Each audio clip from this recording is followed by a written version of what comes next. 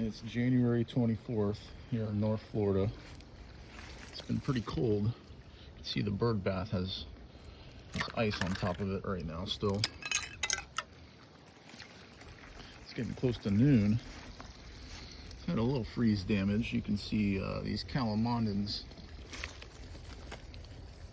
have a little bit of bleaching from the freezing, but generally the tree's doing good. Well, the rest of my citrus is doing pretty good overall. This one's still flowering, and this lemon doesn't appear to be any damage.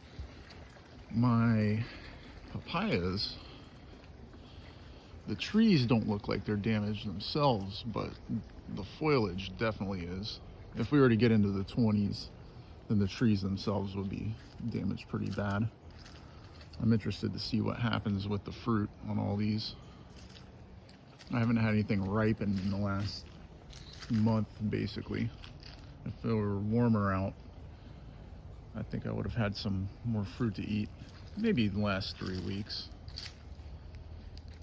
And inside my greenhouse, let's see here.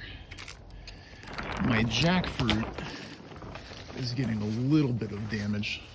So it does get cold in here. It doesn't quite freeze, but you can see it doesn't like it. Got some radiant heat with these water jugs, and that helps out, but again, it doesn't freeze in here. And if it gets into the low 20s, then I run a sprinkler, and that keeps it nice and warm. But generally speaking, everything else, you can see the papaya there, it's fine.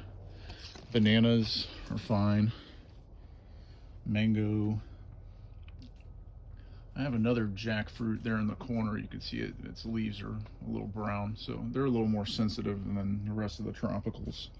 But everything else is handling pretty well. Some tomatoes.